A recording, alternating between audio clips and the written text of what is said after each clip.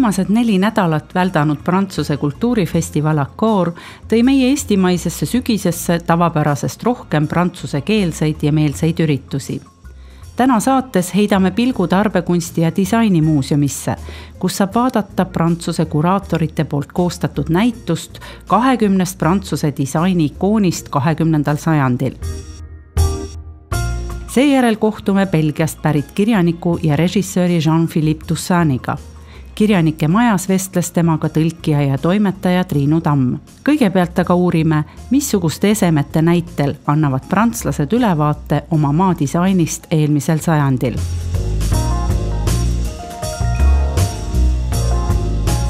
Selle näituse puhul üks oluline aspekt lihtsalt selle kõrval, et see nagu prantslaste enda kokku pandud nagu sissevaade enda disaini, ongi see, et ta annab nagu väga, ütleme, asju on 20, mida on ju vähe ühe näituse kohta, aga ta annab tegelikult sellise väga laia spektri nagu disainist endast, mida me disainina käsitleme, mida me disainina näeme. Ja ühelt poolt on kindlasti see, et selliseid ikoonilisi asju või esemeid, mida lihtsalt nagu asjana teatakse, on, ma arvan, kõik teavad midagi, kõigi jaoks on ka siin midagi tuttavat, aga selle kõrval on terve hulk või terve suur ala esemeid ja maailmu, mida me võib-olla, kuidagi võib-olla, mis on võib-olla nii argised, et me ei käsitle neid või ei mõtle nendele nagu läbi disaini filtri üldse.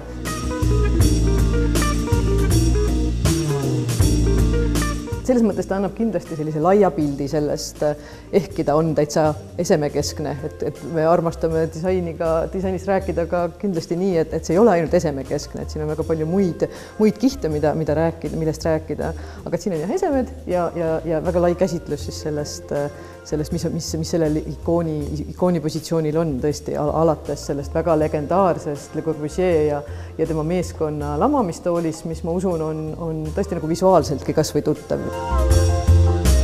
Ja võib-olla siit edasi tuleb kiirkeedupott näiteks, mis on hoopis teisest maailmast. Et just see kiirkeedupost ja näiteks see pastakas. Pastakas, just, et nad on nagu kõrvuti omavahel selline nagu mastaabivahe, aga teistpidi kindlasti, see on üks asi, mis selle näituse puhul ongi äärmiselt sümpaatne, et selles samas koosluses on niivõrd erinevad asjad, et kas siis 50ndate algusest pärit kiirkeedupott, mis siis tähistab prantslaste jaoks ka sellist, ütleme mingis mõttes sellist uue aja algust. See ese tegelikult siin puhul täiesti ilma autorita nii-öelda, et siin nagu seda kultuslikku disainerit just kui ei tooda välja, et siin räägib või kõneleb tegelikult see ese ise.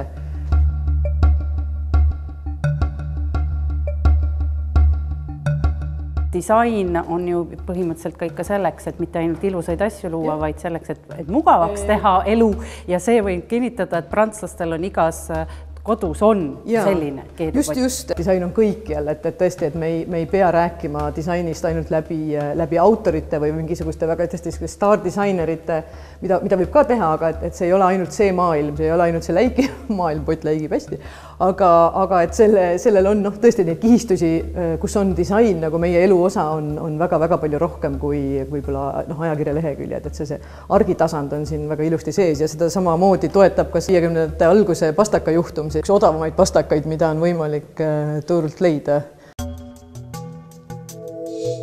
Näituse olulisus seisneb ka selles, et meie jaoks on loomulik võib-olla selline Skandinaavia kultuuriruum, et siis need näited, mis on tegelikult nagu Prantsuse kultuuriruumist väga-väga levinud esemed, siis meie jaoks on võib-olla nii tuttavad ei ole, mis siis, et neid on toodetud tohututes tiraažides, aga näiteks seesama Stolixi sarja üks toolidest 1927. aastast on siis tõesti see, et kui käia ringi Euroopas või ka Ameerikas, et siis tegelikult selle levik on, tõesti, ta on üks tavalisemaid tänavamööbli tüüpe, mida võib kohata, et ma arvan, et kui seda nüüd juba nähes ja teades, siis silm leiab selle eriversioonides üles kuskil välikohvikutes mõnes teises riigis väga kergelt. See ongi selline 60ndate alguse lamamistool, mis ka selles omas ajas, kus ta loodi, olnud väga uuenduslik. Ütleme, kui juba tõesti lihtsalt seda vormi vaadata, et selgelt astub kõrvale nagu sellisest traditsioonilisest mööblist ja selle autori puhul siis ongi olnud tegelikult see taust selline, et ta paratamatult nagu oma sellises argikeskkonnas on palju puutunud kokku ampiirmööbliga ja see on võib-olla maastik, mis temas endas tekitas sellist tülgastust, et ta püüdis nagu ütleme disainerina sellest eemalduda ja see on edukalt tal ka õnnestunud nagu näha ja ütleme, sellise tõesti omas ajas ka sellise futuristlikuna mõjuva esemena jõudis siis ka selline Stanley Kubricku Kosmose Odüsseia filmi. Mööbli dimensioonist on siin väljas ka lennuk Concorde, mis kukkus alla ja enam küll ei lenda, aga siiski disainis on ta ikka klassika. Noh just, et see, et mida temaga nagu vormiliselt tehti või milliseid võimalusi sellest ajast siis 67. aastal siis ära kasutati, et see iseenesest, noh, ütleme seda tähtsust ei vähenda. Disainer, keda on väga esile tõstetud ka sellel näitusel ja ilmselt ka üldiselt Prantsusmaal kõik teavad, on Philippe Starck. Jah, ma arvangi tegelikult, et kogu selle näituse see Philippe Starck tegelikult disainerina ongi kõige rohkem esindatud ja Philippe Starck tegelikult võib-olla kõige aktiivsemalt või alustas nagu sellist aktiivset tegevust just siis 80ndatel aastatel ja see tegelikult oli aeg, kus oli väga palju sellist või hakkas tekkima sellist staardisaineri. Philippe Starck on kindlasti üks selline disainer, keda teatakse nagu nime järgi, et tema nimi ise on juba bränd, mis töötab niimoodi, et selle peale reageeritakse. Sidrunipress on samamoodi tegelikult disaini ajaloos üks nagu nii märgiline ese, noh, mis oleks lihtsalt kurb, kui seda siin näitusel väljas ei oleks. Nii et selle ümber on igasuguseid lugusid. Philippe Starck ise, see on koostöös siis Alessiga, kes on tootja valminud ese. Tehti koostööd mitmete disaineritega, Philippe Starck oli üks neist. Starck ise on öelnud, et ta oli restoranis, nägi sellist 8 jalga, tundus kangastus tema jaoks koheselt sealt edasi, hakkas disaineri mõte tööle. Sellest vormus selline sidrunipress. See on nüüd ese, mille puhul on tegelikult räägitud palju sellest, et kus on siin see funktsionaalsuse aspekt ja tegelikult teda representeeritud on ka paljus just pigem sellise objektina või skulpturaalse objektina ja mitte niivõrd nagu funktsionaalse asjana. Tähistabki võib-olla disaini ajaloos ka sellist mingisugust nagu võõrandumist, et sellest funktsionaalsusest on astutud välja. Me oleme seda näinud kohutavalt palju igasugustes kooslustes, erinevates interjöörides, kus ta reeglina seisab pigem nagu riiulil. Kui siin peal proovida seda sidrunit pressida, siis see voolab igat pidi sealt niimoodi mööda neid jalgu alla ja tegelikult ei suundu sinna keskele õigesse. Ja taaldriku peaks kuidagi alla panema. Ja sellega on palju tegemist. Philippe Starck ise on öelnud selle asja kohta, et see ei olegi mõeldud niivõrd funktsioneerimiseks, kuivõrd vestlust alustamiseks. Ma usun, et selles aspektis töötab tegelikult imeliselt ilmselt.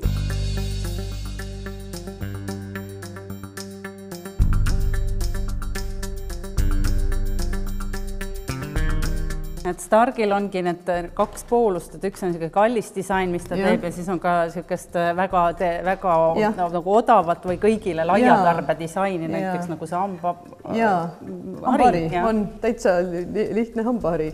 Ka need pubud siin 2 tükki, need toolid, kus on Starki nimi, mis kindlasti töötab tarbija jaoks imeliselt, aga mis on tehtud siis sellise kaubamüügi kataloogi jaoks, mille kaudu on siis tegelikult tagatud see levik nendele asjadele ja ka see, et nad on tegelikult kättesaadavad ja odavad, et nad on sellised mahutid, eks ole, et gaas käib pealt ära.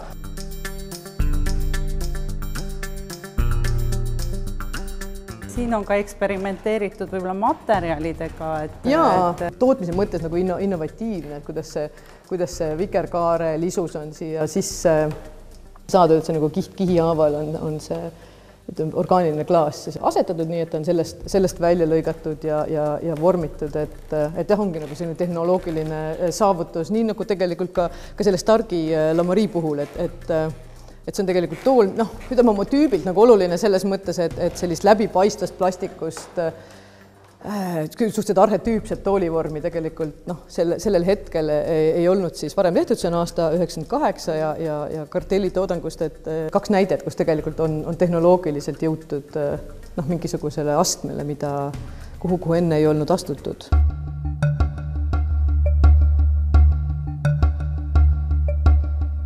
Nii et siin siis prantslased on välja valinud niisugused tooted, mida Prantsusmaal teatakse väga hästi ja mis nüüd kajastavad ka seda olukorda siin. Et mulle tundub just, et on oluline see, et ühelt poolt on see prantslaste endi poolt nagu vaade nende maailma ja nad on valinud välja esemed, mis on prantslaste jaoks olnud kõnekad, et nad on tähendanud erinevatel põhjustel, terve selle praktiliselt 20. sajandi jooksul ja natuke ka selle uue 21. sajandi jooksul esemed, mis on nende jaoks kõnekad olnud täiesti nii argitasandil kui ka võib-olla vähe nagu luksuslikumal astmel.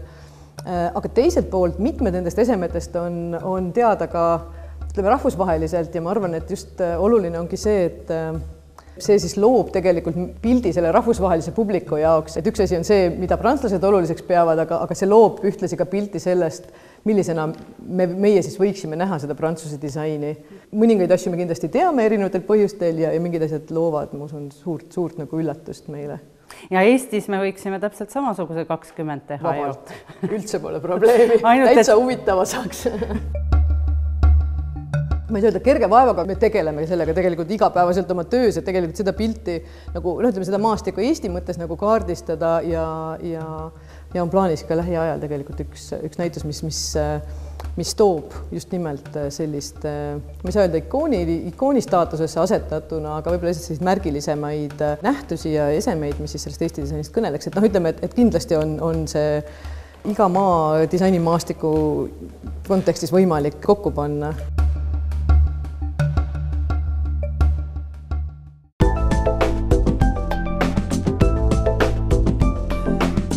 Jean-Philippe Toussaint on 57-aastane kirjanik ja režissöör. Tema kirjatöödest on trükki läinud 9 romaani, ekraanile on jõudnud 4 tema lavastatud mängufilmi. Lisaks sellele tegeleb Toussaint fotograafiaga ja tunneb suurt huvi kaasaegse kunsti vastu. Tema raamatuid on tõlgitud rohkem kui 20 keelde. Eesti keeles on ilmunud 2 teost. Esikromaan Vannituba ja niinimetatud Marie romaani esimene raamat Armastajad. Pour un écrivain, le plus important, c'est la langue, et j'écris en français. Donc je suis né à Bruxelles, j'ai passé mon enfance à Bruxelles, mais très vite, à l'âge de quand j'avais 12 ans, mon père était journaliste et il a été nommé correspondant à Paris du journal Le Soir, qui est le grand journal belge. Et donc toute la famille s'est déplacée à Paris. Ce qui fait que j'ai fait mes études secondaires et universitaires à Paris. Et donc en effet, je ne savais pas trop ce que je voulais faire et j'ai fait Sciences Po à Paris, l'école de sciences politiques, et après j'ai continué à faire un diplôme d'histoire contemporaine. À ce moment-là, j'étais surtout cinéphile et tous les après-midi, au lieu de travailler mes dossiers, l'histoire, la science politique, j'allais au cinéma. Et à ce moment-là, j'aurais bien aimé être cinéaste. Pour faire du cinéma, il faut de l'argent, il faut un producteur. Et je n'avais rien de tout cela. Et j'ai lu à cette époque un livre de François Truffaut, le grand cinéaste français, qui s'adressait à moi en quelque sorte, et qui disait aux jeunes gens qui voulaient faire du cinéma, mais qui n'en avaient pas les moyens, qu'il était possible d'écrire. Et qu'écrire, on était son propre metteur en scène, on n'avait pas de problème de budget, on pouvait faire des batailles d'hélicoptères ou des reconstitutions de grandes batailles napoléoniennes, ça ne coûtait pas plus d'argent. Et d'une certaine façon, j'ai suivi ce conseil. J'ai transformé un scénario que j'avais écrit en un roman. Je raconte dans le recueil L'urgence et la patience que j'ai pris la décision de commencer à écrire dans un bus entre la place de la République et la place de la Bastille à Paris. C'est presque vrai. J'en rajoute un peu, j'enjolive un peu, j'écris quand même. Mais il y a un peu cette idée-là, c'est venu d'un coup, je me suis dit, mais pourquoi ne pas écrire? Je suis rentré et j'ai commencé un roman, je l'ai même terminé. Un mois plus tard, il était terminé. Et à partir de là, j'ai commencé à écrire, je dirais, sérieusement.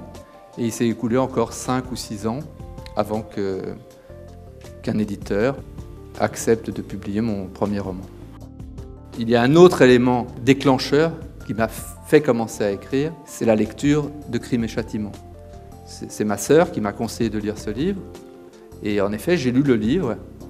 Et c'est 3 semaines plus tard que cette scène dans le bus a eu lieu. 2-3 ans plus tard est arrivée l'autre lecture déterminante pour moi, qui est la lecture de l'œuvre de Beckett. Je dirais que peut-être le choc de Dostoïevski, c'est le choc où je me suis rendu compte de la puissance de la littérature, et le choc de la lecture de Beckett, c'est où je me suis rendu compte de la puissance de la manière, du style. Il y a aussi la lecture de Proust, qui m'a accompagné toute ma vie, et qui m'accompagne encore. Je crois que j'ai eu des satisfactions comme écrivain, J'ai eu des prix littéraires, j'ai eu des traductions dans de nombreux pays, des succès même très inattendus comme le succès de mes livres au Japon, mais jamais je n'ai eu une joie aussi forte, aussi pure que lorsque j'ai appris que Jérôme Lindon, le directeur des éditions de Minuit, voulait publier mon premier roman, La salle de bain. Mon premier roman qui n'était pas mon premier roman, parce que celui dont je parlais, que j'ai commencé entre la place de la République et la place de la Bastille, pour reprendre l'anecdote, celui-là, j'en ai écrit une dizaine de versions, le tout premier, mais il n'a jamais été publié. Le vrai premier roman publié, La salle de bain, avait été refusé entre-temps par toutes les maisons d'édition parisiennes. Mais pour ce qui me concerne, c'est une chance, parce que être publié aux éditions de Minuit, c'est peut-être ce qui pouvait m'arriver de mieux, parce que c'est à la fois un éditeur petit par la taille, mais énorme, très grand par le prestige, puisque d'abord c'est l'éditeur de Beckett, et c'est aussi l'éditeur de Marguerite Duras, l'éditeur historique du nouveau roman. Finalement, dès ce premier livre publié, j'ai eu un statut d'écrivain reconnu et publié aux éditions de Minuit. Et Jérôme Lindon était d'ailleurs très très fier d'avoir eu ce flair, et d'autant plus que les autres l'avaient refusé.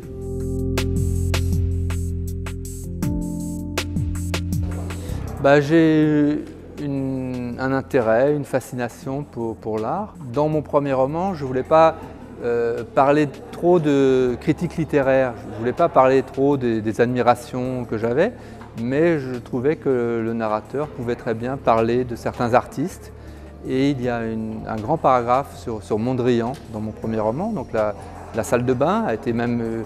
certaines traductions à l'étranger ont été illustrées par des couvertures de Mondrian. Et j'ai continué, je me suis toujours intéressé à l'art. Chaque fois que je visite un pays, je vais dans les musées d'art contemporain. Ma femme connaît bien aussi l'art contemporain. Comme je m'intéresse à toute forme d'art, c'est une ouverture, une curiosité sur le monde, à la fois la littérature, le cinéma et les arts. Est-ce que d'être artiste ou avoir dans le milieu, évoluer dans le milieu artistique, ça donne une possibilité de faire les personnages un peu plus excentriques? Il n'y a pas de volonté spécialement de faire des personnages excentriques. Moi, ce que je cherche toujours à faire, c'est des personnages de leur temps, de notre temps. Alors, une des choses qui m'a intéressé, par exemple, c'est j'ai fait de Marie, le personnage principal du cycle de Marie, une créatrice de mode. Et une créatrice de mode n'est pas tout à fait la même chose au début du XXIe siècle, c'est-à-dire de nos jours, que dans les années 60.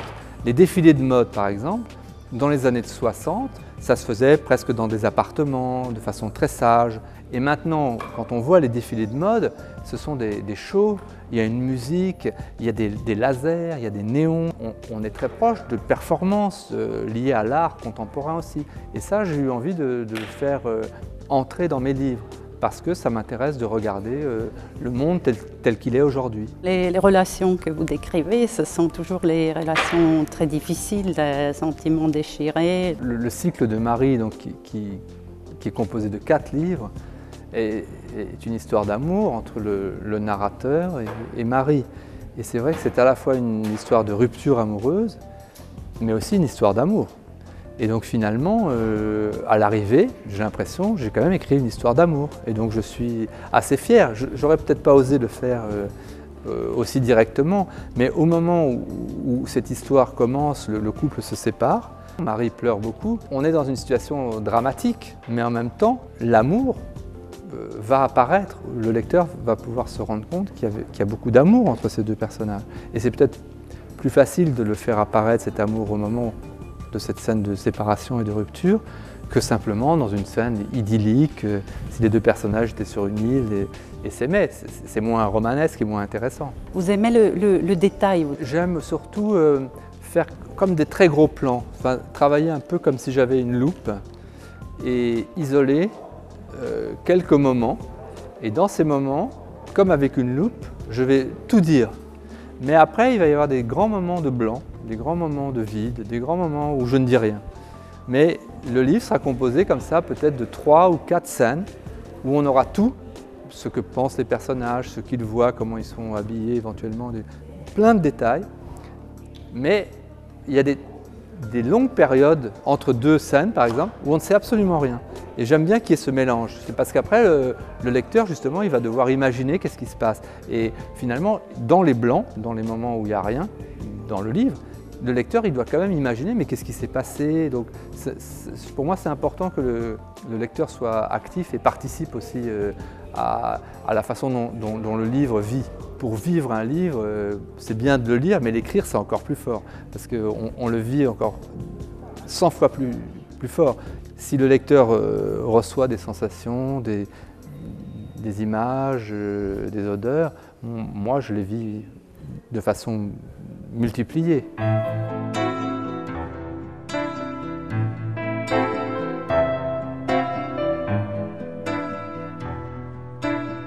Mon premier roman, La salle de bain, a eu beaucoup de succès. Plusieurs cinéastes ont voulu adapter La salle de bain au cinéma. Et moi, j'avais envie de collaborer au projet. Et j'ai fait un de ces cinéastes, celui qui a fait le film, qui s'appelle John Voff, m'a proposé d'écrire le scénario avec lui. Et donc j'ai écrit ce scénario de La salle de bain. Après, je n'ai rien fait de plus, je n'étais pas présent sur le plateau, sur le tournage du film, mais j'ai eu cette expérience d'écrire un scénario et de parler, d'avoir cette relation d'amitié avec le réalisateur, qui m'a, d'une certaine façon, rassuré quant à la possibilité de faire moi-même un film. Et moi, par chance, j'ai une sœur qui travaillait dans la production. Elle a eu envie, ou plutôt je l'ai convaincue, ou les deux à la fois. Monsieur est son premier film comme productrice et mon premier film comme réalisateur.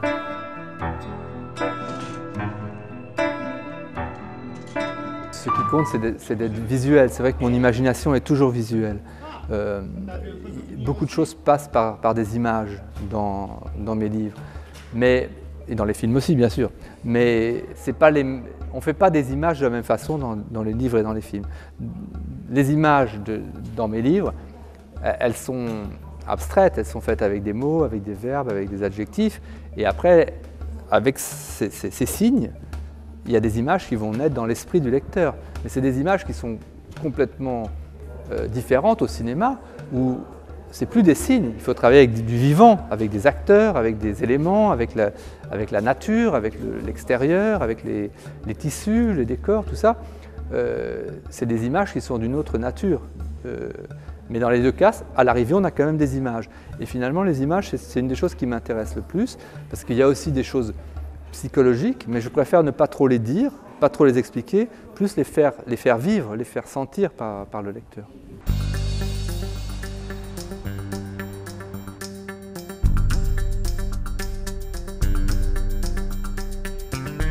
Mais en 2012, on m'a confié 4 salles du musée du Louvre.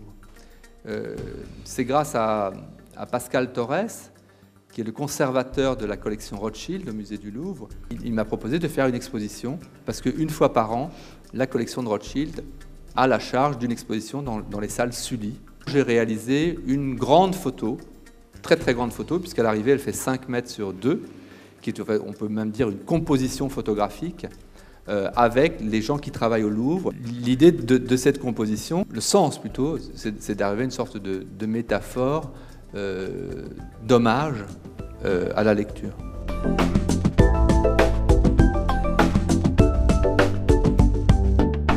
Je me suis dit qu'il était possible de mettre sur Internet l'intégralité des brouillons de mes derniers livres, dans la mesure où j'écris à l'ordinateur et que je fais des sauvegardes.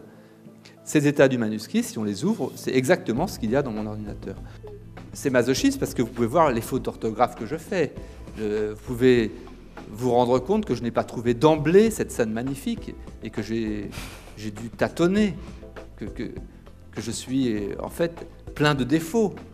Et moi, j'aime ce côté montrer finalement une faiblesse éventuellement. Sur le côté de l'exhibitionnisme, c'est plus ennuyeux parce qu'en effet, je reconnais que ça a un caractère de montrer son propre travail. Ça peut paraître indécent éventuellement, pourquoi pas. je me suis posé la question, surtout que moi je suis plutôt pudique normalement.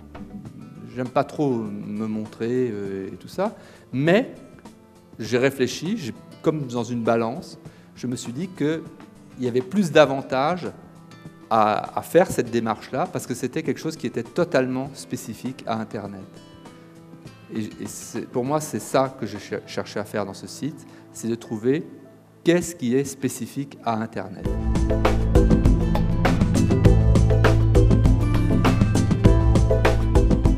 En fait, je travaille par session, un peu comme un tournage de film. C'est des moments qui peuvent aller de 3 semaines à maximum 2 mois. Puis je m'arrête, puis je reprends 2 semaines ou 3 semaines. Et je cherche toujours qu'il y ait une très grande intensité. Et puis dans les périodes où je n'écris pas, ça travaille. Je laisse mariner, je laisse les choses évoluer.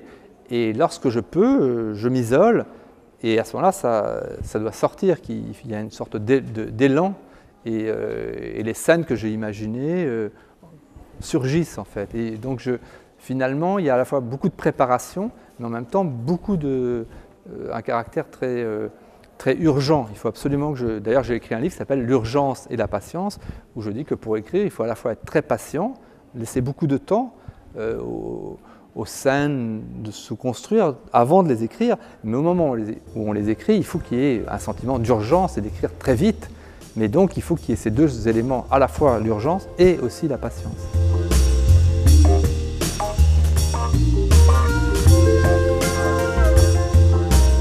Prantsuse kultuurisügis on küll lõppenud, aga disainiikoonide näitust võib külastada veel aasta lõpuni ja raamatuid võib lugeda igal ajal. Järgmist kultuurimeetrit saab vaadata juba järgmisel reedel.